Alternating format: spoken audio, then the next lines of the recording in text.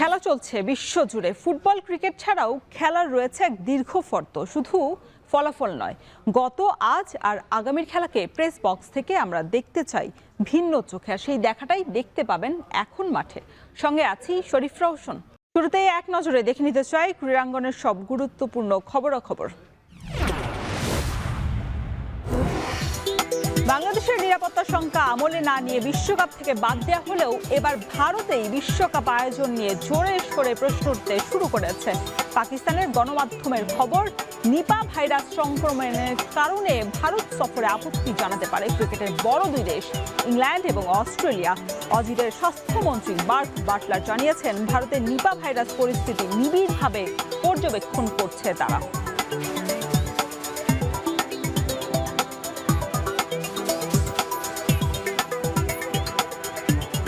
স্বাগত এখন মাঠের আজকের আয়োজনে। আজকে আমরা কথা বলবো আর্চারি নিয়ে। আসলে আর্চারিটা বিগত সময়ে সব সময় মাঠের খেলাতে রয়েছেন, তাদের অর্জনটা কি, বা এই বছর আসলে তাদের পরিকল্পনাটা কি থাকছে আর্চারদের নিয়ে, এই নিয়ে আমাদের সাথে কথা বলার জন্য স্টুডিওতে উপস্থিত হয়েছেন আর্চারি ফেডারেশনের প্রতিষ্ঠাতা এবং সাবেক সাধারণ সম্পাদক কাজী রাজীব উদ্দিন আহমেদ চপল। আপনাকে স্বাগত জানাচ্ছি এখন মাঠের স্টুডিওতে।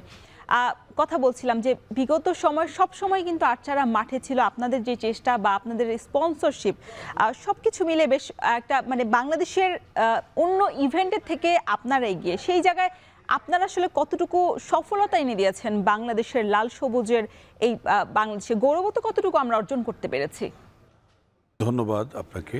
আমি প্রথমেই আমার কথা শুরু করতে যাচ্ছি আমি সিটি গ্রুপের প্রতি শ্রদ্ধা নিবেদন করে, কারণ কৃতজ্ঞতা প্রকাশ করে, কারণ আর্চারি পর্যন্ত আসার পেছনে স্পন্সর কোম্পানির একটা অবদান আছে এবং দীর্ঘ 8 বছর যাবৎ আমরা সিটি গ্রুপের স্পন্সরশিপ পেয়ে আসছি। কাজে ওনারা অবশ্যই আমাদের ধন্যবাদ পাওয়ার যোগ্য। তো সবচেয়ে বড় কথা হলো যে আর্চারি জন্মলগ্ন থেকেই সাফল্য পেয়ে আসছে। আমরা লক্ষ্য করবেন যে আমরা প্রথম আমাদের মেডেল আসে 2006 সালে। আমরা সাউথ এশিয়ান গেমসে একটা তাম্র পেয়েছিলাম এবং ইয়াতে আমরা সিলভার পেয়েছিলাম বোধহয়। আর চ্যাম্পিয়নশিপে আমরা সিলভার এবং ব্রোঞ্জ মিলিয়ে পেয়েছিলাম, ঢাকাতে হয়েছিল। আর এসএ গেমস হয়েছিল হলো কলম্বোতে। তারপর থেকে আমাদের ধারাবাহিকভাবে কিন্তু আমরা এই গত বছর পর্যন্ত আমরা কিন্তু পেয়েছি 42টা স্বর্ণপদক, যেটা অন্যান্য বাংলাদেশের ইতিহাসে কারো নেই। প্রত্যেকটা কিন্তু এশিয়ান লেভেল স্বর্ণপদক। আরেকটা উল্লেখযোগ্য দিক হলো যে একটা রেকর্ড হয়েছে গত সাউথ এশিয়ান গেমসে নেপালে অনুষ্ঠিত 19 সালে। আমরা 10টা ইভেন্টের মধ্যে 10টাতে আমরা গোল্ড পেয়েছিলাম। এটা একটা অনন্য রেকর্ড। তারপরে ধরেন অলিম্পিকে আমরা বাংলাদেশের প্রথম অলিম্পিক কোয়ালিফাই করেছি আর্চারি থেকে এবং ওয়ার্ল্ড চ্যাম্পিয়নশিপে মেডেল পেয়ে। তার পরবর্তীতে 24 সালে আমরা পেয়েছি আপনার ওই রূপা পেয়ে ওয়ার্ল্ড কাপ থেকে। আবার প্যারা আর্চারি শুরু করেই কিন্তু আমরা 7 মাসের মধ্যে স্বর্ণপদক পেয়ে আমরা কোয়ালিফাই করেছি প্যারা অলিম্পিকেও। কাজেই এদিকে যদি দেখতে যান সাফল্যর যে আমাদের সমকক্ষ বাংলাদেশে আর কোনো ডিসিপ্লিনে আমি দেখতে পাচ্ছি না এখন পর্যন্ত। সেই জায়গা থেকে আলো করার যে বিষয়টা, সেটা কেন আপনারা একেবারে আর মানে কেন আড়ালে এখনো পড়ে আছেন? আর্চারিটা যেভাবে আসলে স্বর্ণ পদক শুধু তো দেশের মাটিতে না, বিদেশের মাটিতেও যেভাবে আসলে নিজেদের নাম উজ্জ্বল করেছে আর্চাররা, সেই জায়গা থেকে এখনো কেন আর্চারিটা আড়ালে রয়েছে? এখনো কেন ক্রিকেট ফুটবলের মতো সেই উন্মাদনা, বিশেষ করে দর্শকদের কাছে পৌঁছানোর যে বিষয়টা, সেটা এখনো কেন আপনারা পৌঁছাতে পারেননি? দেখেন, যতটুকু আমরা এসেছি আমাদের যোগ্যতা বলে এসেছি এবং যতটুকু বাংলাদেশের জনগণ আমাদের চিনতে পেরেছে আমাদের সাফল্যের কারণে পেয়েছে। দেখেন, যদিও অন্যান্য ডিসিপ্লিন থেকে আর্চারি ডিসিপ্লিন অলিম্পিকের একদম প্রথম ইভেন্ট থেকে খেলা থেকে আমরা অনুষ্ঠান থেকে আছি, তারপর ধরেন এটা বিশ্বব্যাপী একটা অন্যান্য যে ডিসিপ্লিনগুলো আছে তাদের তুলনায় একটু পিছিয়ে গেছে, কারণ এটা সারাদিনের খেলা। হ্যাঁ, এটা ক্রিকেট যদিও উঠে গেছে, কিন্তু আমাদের যে আভিজাত্য এবং ইয়ার খেলা, এটাতে ধরেন আমরা এটাতে ডিপেন্ড করে শুধু যে আমাদের অর্গানাইজারদের এটা না, আপনার মিডিয়া নির্ভর একটা খেলা এটা। মিডিয়া ইচ্ছা করলে অনেক কিছু কি পপুলারাইজ করে দিতে পারে। আমাদের যে সাফল্য, আমাদের আরেকটু পপুলার হওয়া দরকার ছিল আর কি।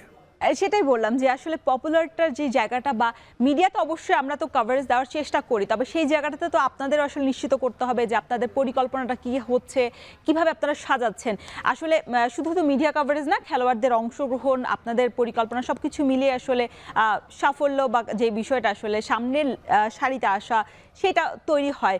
বাংলাদেশে আমরা দেখেছি যে ফুটবল দলে যেভাবে আসলে ক্রেজটা ফিরে এসেছে, বিদেশি বাংলাদেশি বংশোদ্ভূত অনেক প্লেয়ারকে এনে আসলে দর্শককে মাঠে ফেরানো হয়েছে।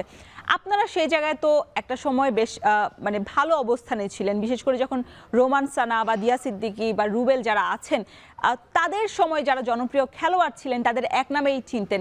এখন যদি বলি যে একজন নাম মানে সাগর ইসলাম ছাড়া যদি বলি একটা প্লেয়ারের নাম বলতে, তাহলে দর্শকরা এখন বলতে পারবেন না তাদেরকে। সেই চেনানোর জায়গা বা নিজেদের জায়গা তৈরি করা, সেটাও তো আসলে ফেডারেশন বা খেলোয়াড়দের দায়িত্ববোধের জায়গা। এটা ধরেন, এটা আমি স্বীকার করছি, আপনার প্রশ্নটা সঠিকই হয়েছে। কারণ খ্যাতি বা অর্জন এটা কিন্তু ব্যক্তিগত ইয়ে থেকে আসে। যেমন রোমানকে সবাই চিনেছে, দিয়াকে সবাই চিনেছে, সাগরকে সবাই চিনেছে, প্যারা আর্চারিতে আছে ঝুমা, তাকে অনেকে চিনেছে। তো একটা জিনিস কি, হয়তো বা আমরা কখনো একটা যদি, যেমন আমরা 10-এ 10 পেয়েছি এসএ গেমসে, এরকম যদি অলিম্পিকে একটা পদক পেয়ে যাই, হয়তো আমাদের উন্মাদনাটা আবার অন্যরকম হয়ে যাবে। ইনশাল্লাহ আমরা বাংলাদেশে যেহেতু আমরা কোয়ালিফাই আর্চারি প্রথম হয়েছে অলিম্পিকে, আমরা পদকটাও ইনশাল্লাহ আমরা প্রথমেই অর্জন করতে চাচ্ছি আর ওইভাবে প্রিপারেশন চলছে। অলিম্পিক বা এসএ গেমস নিয়ে আমরা আলোচনা নিশ্চয়ই করব। তার আগে একটু আলোচনা করতে চাই আপনারা কয়েকদিন আগে জাতীয় চ্যাম্পিয়নশিপ একটা টুর্নামেন্ট করেছেন, জাতীয় যে খেলাটা 16তম, সেই জায়গায় বেশ অনেকগুলো দল, সার্ভিসের দল, সিভিল, ঢাকার বাইরে অনেকগুলো দল পার্টিসিপেট করেছে। সেই জায়গায় যেভাবে আসলে প্রস্তুতিটা নেওয়া উচিত ছিল বা যেটা বলছিলাম যে মাঠ স্বল্পতা, আপনাদের টঙ্গীর একটা মাঠে আপনাদের কাজ করতে হয়। এর আগে এশিয়ান চ্যাম্পিয়নশিপ আপনারা জাতীয় স্টেডিয়ামে করেছিলেন এবং এর নিয়েও আসলে অনেক দ্বন্দ্ব হয়েছিল।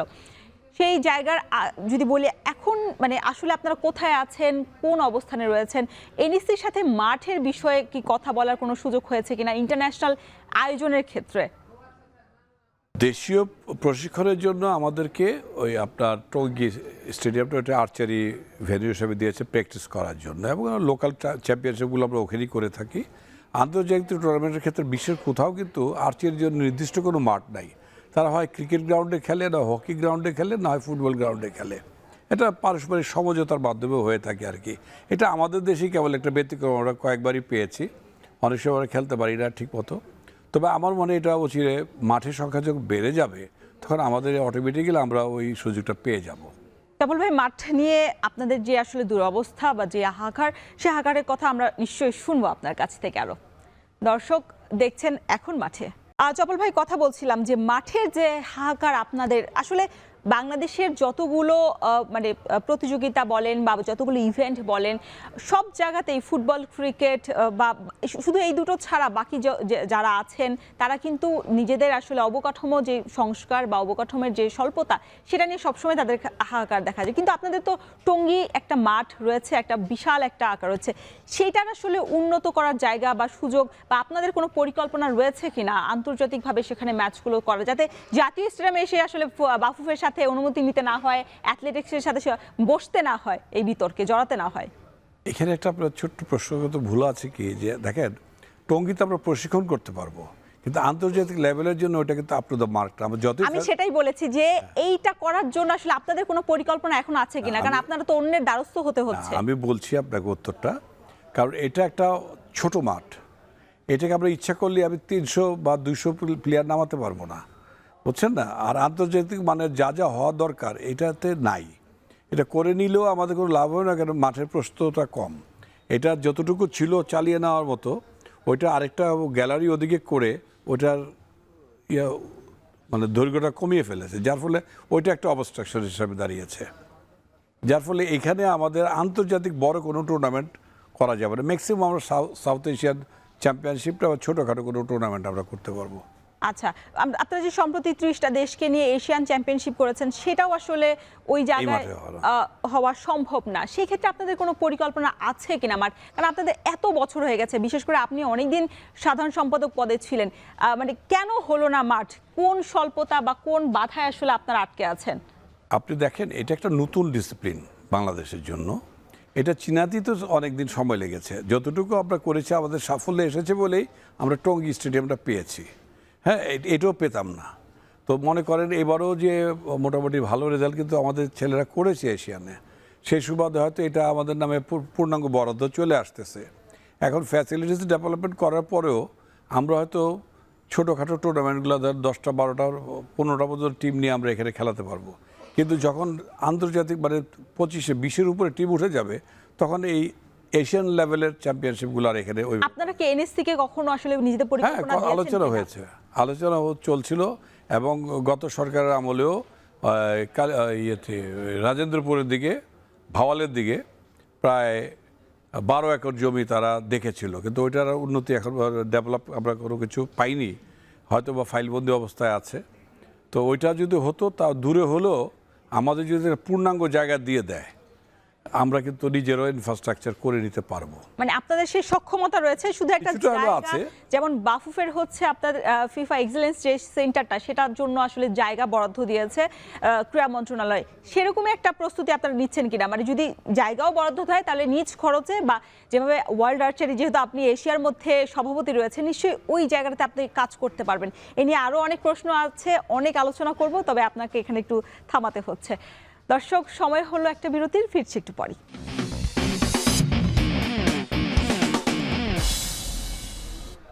ফিরে এলাম বিরতির পর। দেখছেন এখন মাঠে। তীরধনুকের খেলা কতটা এগিয়ে গেছে বাংলাদেশ, সেই বিষয়ে আজ আমাদের সাথে কথা বলার জন্য উপস্থিত রয়েছেন সাবেক সাধারণ সম্পাদক এবং বিশ্ব আর্চারি এশিয়ার মধ্যে সভাপতি কাজী রাজীবউদ্দিন আহমেদ চপল। চপল ভাই, আমরা কথা বলছিলাম যে আসলে আমাদের যে অবকাঠামো উন্নয়নের ক্ষেত্রে আমাদের যে বাধাগুলো রয়েছে, সেটা তো আসলে দেশের মধ্যে উন্নয়নের ক্ষেত্রে। আপনি কয়দিন আগে একটা অ্যাসেম্বলি থেকে এসেছেন, বিশ্ব আর্চারি এশিয়ার সভাপতি হিসেবে সেখানে গিয়েছেন, উজবেকিস্তানে গিয়েছেন এবং বিভিন্ন দেশে গিয়েছেন। সেই জায়গায় যখন এত ডেভেলপ হচ্ছে, আমাদের দেশে পার্বত্য চট্টগ্রাম বা পার্বত্য যে রাঙামাটি যেই সাইটগুলো আছে, সেখান থেকে তো এই তীরধনুকে বেশ পারদর্শী যারা আছেন, তাদেরকে তুলে আনা আমাদের অনেক সম্ভব। তাহলে আমরা সেই জায়গাটাতে কেন ডেভেলপ করতে পারছি না নিজেদেরকে? আসলে একটা কথা আছে কি, যে আর্চারি খেলতে গেলে একটু শিক্ষারও দরকার পড়ে, হ্যাঁ, জ্ঞানের দরকার পড়ে, মনস্তাত্ত্বিক ডেভেলপমেন্ট দরকার পড়ে আছে। যেমন ভারতের লিম্বারাম ছিল একজন আদিবাসী বা উপজাত যেটাই বলি, সে কিন্তু অলিম্পিক পর্যন্ত কোয়ালিফাই করে খেলেছিল। আমাদের কিন্তু ছিল, কিন্তু একটা পর্যায়ে গিয়ে ওই ডেভেলপমেন্টটা হচ্ছে না। আমাকে ওয়ার্ল্ড আর্চারি থেকে একটা অ্যাডভাইস করেছিল, আমি কনসালটেন্ট ছিলাম, তো যে তোমরা বিগিনিং থেকে স্কুল নার্সারি থেকে শুরু করো। এবং এই অ্যাডভাইসটা প্রথমে আমাকে দিয়েছিলেন তদানীন্তন president world archery gym Aston, এবং তাকে আমরা এখনও স্মরণ করি কেন, সে আমাকে দিক নির্দেশনা দিয়ে গিয়েছিলেন আর কি। সেই মোতাবেক কিন্তু আমরা আজকে স্কুল পর্যায়ে থেকে কিন্তু বিগিনিং থেকে কিন্তু আজকে আর্চারি এই পরিস্থিতি, এই পর্যায়ে আসছি। ডেভেলপমেন্ট হয় না এটা কিন্তু বলা যাবে না। এশিয়ার মধ্যে কিন্তু আমরা 7, 8, 9-এর মধ্যে থাকি, আর বিশ্বে আর্চারির মধ্যে 20 থেকে 25-এর মধ্যে থাকি। এটা কিন্তু বিশাল, এটা অনেক বড় একটা হ্যাঁ, প্রাপ্তি এটা আমাদের কিন্তু জন্য। বিশাল।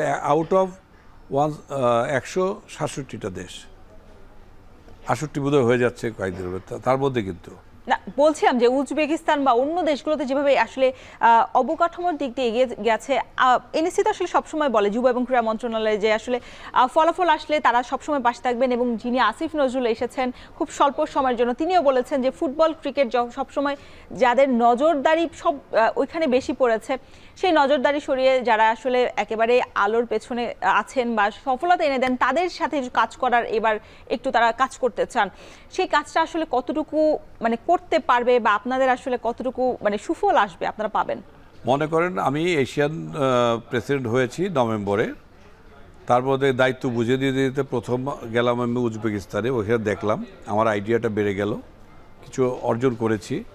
তা আমি যেটা আছি এখন পর্যন্ত, আমি ক্রীড়া উপদেষ্টা মহোদয়ের সাথেও দেখা করতে পারিনি, বা অলিম্পিকের সভাপতি মহোদয়ের সাথেও দেখা করতে পারিনি। আমি কিছুদিনের মধ্যে এটা আমি একটা চিঠি দেব অনুরোধ করে যে আমি দেখা করতে চাই। আমি বিকেএসপি ডিজি সাহেবের সাথে কথা বলবো। আমার সাথে শুধু মন্ত্রণালয়ের সচিব মহোদয়ের সাথে কথা হয়েছে। তারা কিন্তু খুব উৎসাহ আছে যে বাংলাদেশে কিছু একটা হওয়ার জন্য। অলরেডি একটা এক্সেলেন্স সেন্টার করার জন্য আমি প্রস্তাবও রেখেছি। তো এটা কিন্তু আগ্রহ থাকতে হবে আমাদের যে সংশ্লিষ্ট ফেডারেশন, বাংলাদেশ আর্চারি ফেডারেশনকে উদ্যোগটা নিতে হবে, বলতে হবে। যেমন প্রথম উদ্যোগ হিসেবে আমি নিয়েছি একটা জয়েন্ট ট্রেনিং প্রোগ্রাম হয়, এটা ঢাকাতে হবে। আমি অলরেডি চিঠি দিয়েছি, উত্তরটা পেয়েছি অনেকদিন পরে। তো যাক, আমরা আয়োজন করতেছি, যেহেতু আমি প্রেসিডেন্ট হিসেবে আছি। এই এক সপ্তাহব্যাপী একটা ট্রেনিং হবে উচ্চ পর্যায়ে, তাদের স্কিলনেস এবং তাদের সব কিছু নিয়ে এটার উপর একটা থিওরিটিক্যাল এবং প্র্যাকটিক্যাল ট্রেনিং হবে। তারপরে এই 5 দিন খেলা হওয়ার পর লাস্টের 2 দিন একটা টুর্নামেন্ট হবে, যেটা world archery Asia president challenge cup. এটা মানে কাদের কোন কোন দল আসলে এটা অংশগ্রহণ করবে? ধরেন এশিয়ার সবগুলো দেশেই আমরা আমন্ত্রণ জানাবো। আন্ডার ডেভেলপমেন্ট যেগুলো, মানে একদম যেমন কোরিয়া জাপান আসার দরকার নাই, চায়নার আসার দরকার নাই, কিন্তু যেগুলো নাকি ইন্টারমিডিয়েট লেভেল থেকে বটমে আছে তাদের থেকে প্লেয়ার আমরা তাদেরকে উৎসাহিত বেশি করছি যে এই উচ্চ পর্যায়ের ট্রেনিংগুলো বিদেশি কোচের মাধ্যমে যদি আমরা দিতে পারি তা পুরো এশিয়াটাই একটা লেভেলে চলে আসবে ইনশাল্লাহ। বাংলাদেশে এর আগে আমি সেক্রেটারি থাকতে আমি 3টা অনুষ্ঠান করেছি। তো এটা আরও ডেভেলপ করছি, যাতে করে আমার একটা নির্বাচনে একটাই স্লোগান ছিল, ওয়ান ভিশন ওয়ান এশিয়া। সেটা করতে গেলে প্রত্যেকটা এশিয়ান কান্ট্রিকে সমপর্যায়ে নিয়ে আসার জন্য হলে এই ধরনের training program, equipment support, technical support এগুলো আমরা দিয়ে যাব। তারপরে প্রথম পদক্ষেপ আমি বাংলাদেশে নিয়েছি। আচ্ছা, আপনি বলছিলেন যে আসলে যখন কোনো দেশের বা কোনো ইভেন্টের উন্নয়ন করতে চায় সে কমিটির আসলে আগ্রহ থাকতে হবে। আপনি বললেন যে কমিটির আগ্রহ থাকতে হবে, তার মানে কি বর্তমান কমিটি কি চায় না দেশের আর্চারির উন্নয়ন করতে? না, চাবে না কেন? অবশ্যই চাবে, কেন এখানে তো যোগ্যতার অভাব নেই।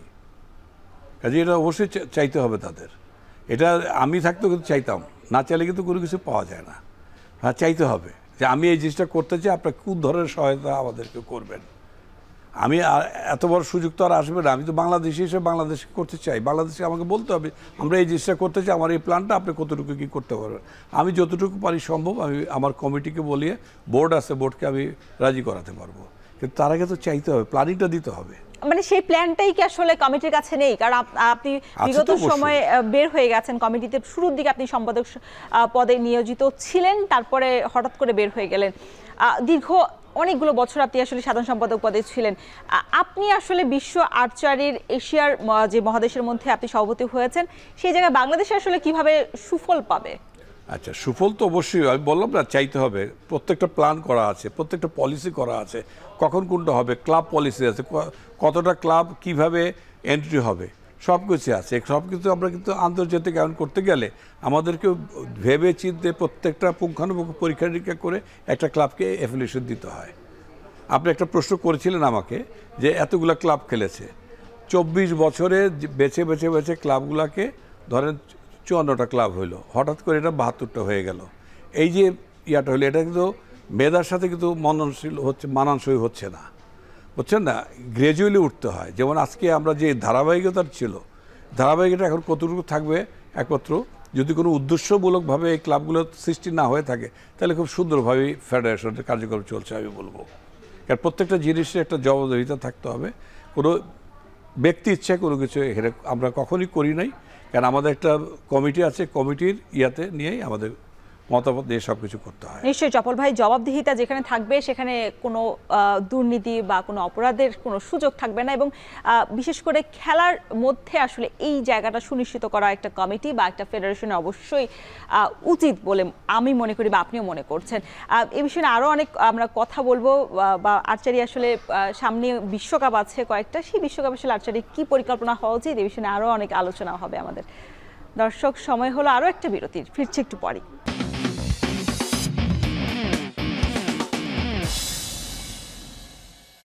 আবারও স্বাগত এখন মাঠে। দর্শক, কথা বলছিলাম আর্চারি ফেডারেশন যিনি সাবেক সাধারণ সম্পাদক, তার সাথে কাজী রাজীব উদ্দিন আহমেদ চপল ভাই। বলছিলাম যে বাংলাদেশের যে বাধাগুলো বা সবকিছুই তো আছে বাংলাদেশে, তারপরেও বাংলাদেশের আর্চাররা যেভাবে আসলে এগিয়ে চলেছেন, বিশেষ করে যখন রোমান্সানা, দিয়া সিদ্দিকী ছিলেন, রুবেলরা ছিলেন, এখন তারা যুক্তরাষ্ট্র প্রবাসী হয়ে গেছেন। সেদিন একটা পত্রিকায় একটা মানে রোমান্সানা এবং দিয়া সিদ্দিকীর একটা সাক্ষাৎকার পড়ছিলাম, যে তারা বলছে যে যত টাকা আসলে ইনকাম তারা করছে সবই আসলে বাড়ি ভাড়ার পেছনে চলে যাচ্ছে। এই যে একটা আফসোসের জায়গা, একটা প্লেয়ার তো আসলে নিজের ভবিষ্যৎ, এখানে নিশ্চয় ভবিষ্যৎটা আসলে অনিশ্চিত দেখে আসলে তিনি দেশের বাইরে পাড়ি জমিয়েছেন, সেখানেও আসলে নিশ্চয়তা পাচ্ছে না, সেখানে আসলে অনিশ্চয়তায় দিন কাটাচ্ছে। দেশের আর্চারির যারা আছেন, আর্চার আছেন, তাদের ভবিষ্যৎ কি আপনারা এখানে নিশ্চিত করতে পেরেছেন? না হলে কেন তারা আসলে দেশের বাইরে পাড়ি জমাচ্ছেন? ব্যাপার হয়েছে বাইরে যাওয়াটা যার যার ইচ্ছা। তারা কিন্তু বলে গেছেন যে আমাদের ভবিষ্যৎ এখানে নিশ্চিত না, সিকিউর না। কিভাবে দেবো বলেন? কিভাবে করা যায়? যেখানে একটা টিম দ্বারা করতে গেলে টাকার প্রয়োজন, এটা আমাদের বিক্রি করে আনতে হয়। তাদেরকে আমাদের পরিমাণ অনুযায়ী, আমার সামর্থ্য অনুযায়ী তাদেরকে করেছে আমাদের। এখন তারা গিয়েছে, তাদের আফসোস তো ওইখানে গিয়ে শেষ হয়নি। এখন তাদের বাড়ি ভাড়া হচ্ছে না। আমরা এখানে রোমান্সানা দিয়ে বাড়ি ভাড়াও দিয়েছি, এবং রেকর্ডেড প্রত্যেকটা জিনিস আপনি রেকর্ডেড আপনি পাবেন ফেডারেশনে। মানে চুক্তির বাইরে গিয়ে কি আপনারা এক্সট্রা করেছেন তাদের জন্য? অবশ্যই করে, চুক্তি তো নাই আমাদের কোনো। আমরা যতটুকু যখন যেটা পেরেছি ওটা সবাইকে আমরা দিয়েছি, দেওয়ার চেষ্টা করেছি, আমাদের ইচ্ছা ছিল। এখনও যে চেষ্টা করছে না বর্তমান করে এটা আমি বলবো না, চেষ্টা করছে যতটুকু সম্ভব দিচ্ছে, কিন্তু কাউকে আফসোস পূরণ করার মতো কেউ যদি পারে না, আফসোস থেকেই যাবে। এটা আমাদের একটা নিশ্চিত একটা ভবিষ্যৎ চাই, সিকিউর ভবিষ্যৎ তো নিজেকে গড়ে নিতে হবে। সেই জায়গাটা বাংলাদেশের থেকে অবশ্যই আছে সব জায়গায়। একটা ক্রিকেটার যদি পারে, তার আনুক আজকে অলিম্পিক গোল্ড মেডেল, সে তো অলিম্পিকের নিয়ম অনুযায়ী সে 1 কোটি টাকা পেয়ে যাবে, এমনি সরকারও দিবে। কাজেই এটা নিয়ে নিজেকে অধ্যাবসায়ের মধ্যে নিয়ে আসতে হবে এবং স্টাডি করতে হবে, সাধনা করতে হবে। আজকে যদি ওই আপনার মালদহ যে বলে যে আমাদের চাঁপাইনবাবগঞ্জ উল্টা দিকে যে সেখানকার ছেলেমেয়েরা যদি পারে বিশ্ব পর্যায়ে চলে যেতে, তা আমাদের বাংলাদেশিরা পারবে না কেন? আমাদের কিসের অভাব আছে? আমাদের মেধা আছে, এটা আমরা পারি, কিন্তু সুযোগ দিতে হবে। তো অর্গানাইজারদের দোষ হয়ে যায়, কিন্তু অর্গানাইজাররা যে তার সংসারের জমি বিক্রি করে, বউয়ের গহনা বিক্রি করে খেলাধুলা চালায়, এই রেকর্ডটা কিন্তু কারো কাছে নাই। আমরা বলতেও যাই না, কারণ আমাদের সবসময় ওই দুর্নীতিবাজ হিসেবে আখ্যা দিয়ে দেওয়া হয় যে এইটা হয়েছে, ওইটা হয়েছে, ওইটা। কিন্তু তাদের ব্যাকগ্রাউন্ডে যদি দেখেন, আমার বইটা আপনারা পড়ে দেখেন, ওইটার মধ্যে চিত্রটা পাবেন কষ্ট কী জিনিস। আজকে যারাই আছে কমিটিতে, তারা একটা তৈরি জিনিস পেয়ে গেছে। তো 8 থেকে 10 কোটি টাকার মতো ব্যাংক ডিপোজিট আছে, এটা দিয়েও চলতে পারতেছে। তো এগুলো তো বিগিনিংতে হয়ে আসছে বলে পেরেছে, তাই না? তো হঠাৎ করে চেঞ্জ হয়েছে, এটা আমি সাধুবাদ জানাই, চেঞ্জ দরকার আছে। মানে 8 থেকে 10 কোটি টাকা কি আপনি স্পন্সর থেকে আসলে আমি না, আমরা নাকি আপনারা যে কমিটি আমরা কমিটি আগের থেকে আমাদের ওইটা আসলে কিভাবে আর্ন হয়েছে বা আমরা স্পন্সর মানি পেয়েছি না, এখান থেকে টাকা বাঁচিয়ে প্রত্যেকটাতে কিছু না কিছু বেঁচেছে, এবং সাথে সাথে আমরা ডিপোজিট করে দিয়েছি। এবং যখন 2 লাখ 3 লাখ 5 লাখ টাকা হইলে আমরা ফিক্সড ডিপোজিট করে রাখতাম। মানে আপনি কি বলতে যাচ্ছেন যে বিগত সরকার যখন জুলাই গণঅভ্যুত্থানের আগ পর্যন্ত আপনাদের কমিটিটা 8 থেকে 10 কোটি টাকা আসলে রেখে দিয়ে এসেছে, এবং এই কমিটিটা ওই টাকা দিয়ে চলছে? তাই তো মনে হচ্ছে, কারণ নতুন তো কোনো স্পন্সর দেখছে না সিটি গ্রুপ ছাড়া। সিটি গ্রুপ তো আমাদের জন্য একটা আশীর্বাদ, তারা তো কন্টিনিউ করে যাচ্ছে। 8 বছর কন্টিনিউ করা কিন্তু চারটিখানি কথা না, এবং সামনে আরো 2-3 বছর আছে। হ্যাঁ আছে, অবশ্যই থাকবে। তারা বলছে তো যতদিন আর্চারি ফেডারেশন থাকবে, সিটি গ্রুপও থাকবে আমাদের পাশে। চপল ভাই, এই সিটি গ্রুপ বা স্পন্সর নিয়ে একটা প্রশ্ন করতে চাই, সেটা হচ্ছে বাংলাদেশের এই প্রথম কোনো ইভেন্ট যার সাথে একটা স্পন্সর দীর্ঘমেয়াদী তাদের স্পন্সর চুক্তিটা আসলে তারা অব্যাহত রেখেছে।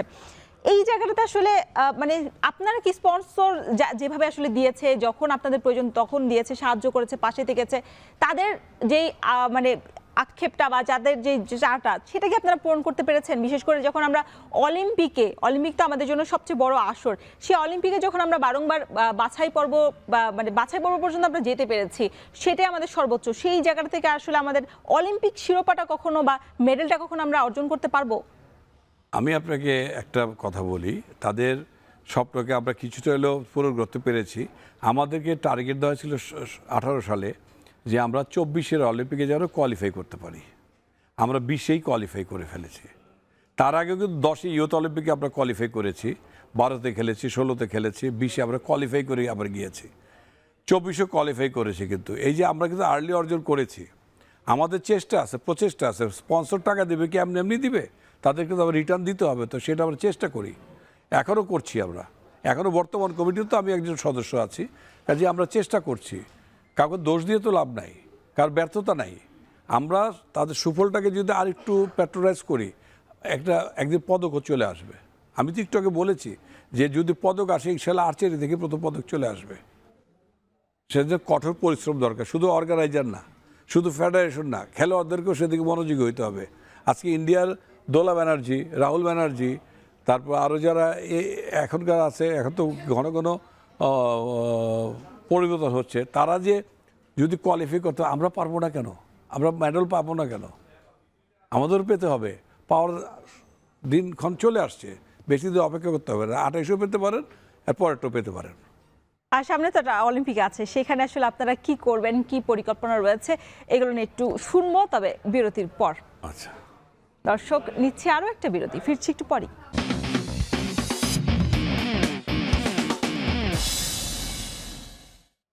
আরও একবার ফিরে এলাম বিরতির পর। দেখছেন এখন মাঠে।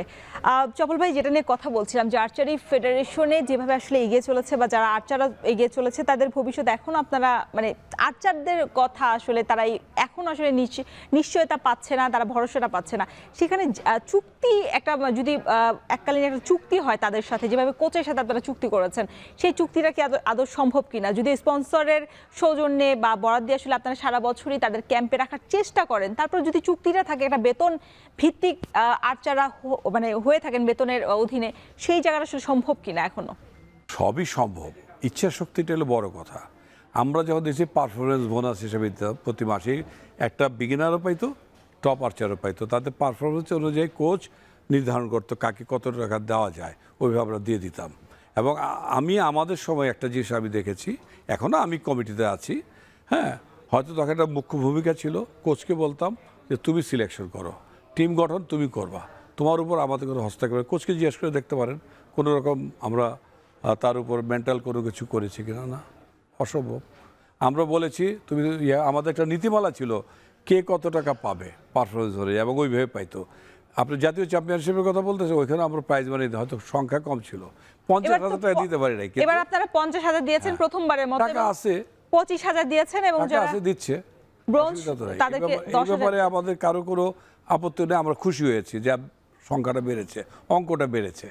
এই অঙ্কটার জন্যই তো আসলে মানে অনেকে আসলে আসেন অনেক দূর দূরান্ত থেকে, সারা বছর পরিশ্রম করেন, কারণ ঢাকার বাইরে যে ক্লাবগুলো আসলে চলে এবং যারা সার্ভিসের বাইরে যারা খেলে, তাদের তো আসলে ক্লাবগুলো ওইভাবে আসলে তারা নিজেদেরকে সবসময় নিয়োজিত রাখতে পারে না, যেহেতু একটা ধনুকের দামই হচ্ছে, আপনি বলছিলেন যে সর্বনিম্নই 15,000 টাকা, এই বাজারে তো আরও বেশি। সেই ক্ষেত্রে আসলে আপনাদের ফেডারেশনের পক্ষ থেকে বা মন্ত্রণালয়ের পক্ষ থেকে যদি ক্লাবগুলোকে সহযোগিতা না করে, বিশেষ করে আপনি যখন বিশ্ব আর্চারির সভাপতি হয়েছেন, নিশ্চয়ই আসলে এই এশিয়ার মধ্যে নিশ্চয়ই আসলে এই জায়গাটাতে নজর দেবেন আপনি। দেখেন, বিশ্বের সব দেশেই আর্চাররা তার নিজ নিজ ধনুকগুলা অ্যাক্সেসরিজগুলো কিনে থাকে নিজের পয়সা দিয়ে, তারা অর্জিত পয়সা থেকেই তারা খরচ করে। আমরা কিন্তু ফুল প্রোভাইড করতে হচ্ছে তাদেরকে। কিছু কিছু ক্ষেত্রে বিভিন্ন কোম্পানিতে আমরা স্পন্সর এনে দিতাম আগে, যেমন রোমান সানা পাইতো, দিয়া পাইতো, দু একজন আরও কয়েকজন পাইতো, হ্যাঁ, এখনও দু একজন আমরা পাইপলাইনে আছে। আমি এশিয়ার প্রেসিডেন্ট হওয়ার পর প্রথমেই ইকুইপমেন্টস কোম্পানিগুলোকে বলছি, তোমরা প্রত্যেকটা দেশে কিছু কিছু সহযোগিতার হাত বাড়িয়ে দাও, এটা পেয়ে যাবে। এখন বলছি আমরা যতটুকু করেছি সামর্থ্য অনুযায়ী করেছি। জমানো টাকা থাকলে ওটা ভেঙে দেওয়া যায়, কিন্তু জমানোটা কিন্তু কঠিন। রাহুল ভাই, নতুন যে কমিটিটা বর্তমান কমিটি আছে, তারা বলছিলেন যে একটা লিগ শুরু করার কথা। আমাদের সময় কিন্তু বিগত সময় লিগ আপনারা করতে পারেননি, এই কমিটিটা বলছে আসলে লিগ, এটা কি আসলে তাদের সফলতা বলবো নাকি আসলে মানে ব্যর্থতা জায়গায় বলবো? যদি তড়িঘড়ি করে সেই জায়গায় আসলে ব্যর্থতা হয়ে যাবে কিনা? একটা লিগ আমরা কিন্তু 2002 সালে প্রতিষ্ঠিত হওয়ার পরে 2004 সালে গিয়ে কিন্তু প্রথম জাতীয় চ্যাম্পিয়নশিপ করেছিলাম। তখন কিন্তু পরিপূর্ণতা আমরা পারি নাই।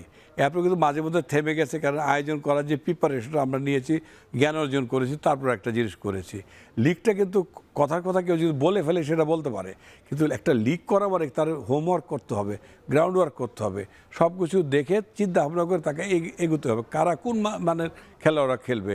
ইন্ডিয়া এত বছর পরে গত বছর হলো লিগ আমাকে ইনভাইট করেছিল, দুর্ভাগ্যবশত আমি যেতে পারি, তার ভিসাও করে দিয়েছিল, আমি যাইতে পারিনি। তো এখন আপনি চিন্তা করেন যে এটা যে হুট করে বলার জিনিসটা, কিন্তু হুট করে করা জিনিসটা ভেবে চিনতে এগোতে হবে। নিশ্চয়ই তাদের ভাবনা চিন্তার মধ্যে নিশ্চয়ই রয়েছে, অনেকদিন ধরে পরিকল্পনা নিশ্চয়ই করেছে। কীভাবে অনেক দিন কমিটির বয়স তো 1 বছর হয়েছে।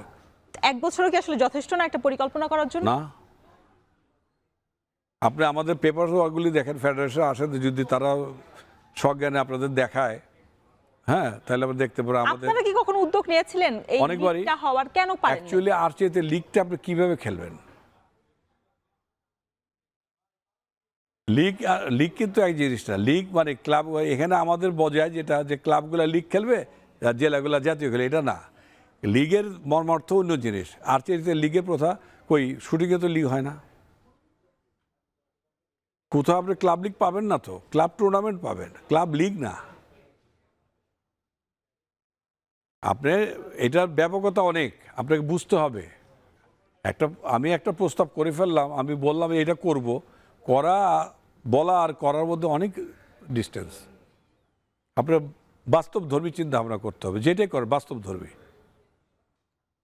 সেটা আসলে অবাস্তব হয়ে গেলে আসলে খেলোয়াড়দের জন্য অনেক বেশি না, খেলোয়াড়দের একটা প্রতিশ্রুতি, আমরা ওরকম প্রস্তুতি দিতাম না। আমরা দেওয়ার পরে বলতাম, বাবা তোমার এটা দিতে পারলাম, আমরা ভবিষ্যতে চেষ্টা করব। নিশ্চয়ই আসলে আমাদের কোচ সিলেক্ট করে কে কত পাবে ওটা কোনোদিন আমরা হস্তক্ষেপ করি কমিটির কেউ। কোচ দেওয়ার সময় আমরা যেতাম, বাবার এইটা পার্সি দিচ্ছে। নিশ্চয়ই জাপল ভাই, আপনি যেভাবে আসলে এশিয়ার মধ্যে বিশ্ব আর্চারি সভাপতি হয়েছেন, বাংলাদেশ আসলে সেই জায়গাটাতে সুফল পাবে এবং খেলোয়াড়রাও এগিয়ে যাবে। আমাদের অলিম্পিকে শুধু বাছাই পারবো না, আমরা অলিম্পিকের পদকও আসলে অর্জন করতে পারবো। ওদের ভবিষ্যতে আমাদের সেই নজরও নিশ্চয়ই থাকবে। এতক্ষণ সময় দেওয়ার জন্য, আলোচনার জন্য অসংখ্য ধন্যবাদ জাপল ভাই আপনাকে। দর্শক, শেষ করছি আজকের এখন মাঠের আয়োজন। এতক্ষণ সঙ্গে থাকার জন্য সবাইকে ধন্যবাদ।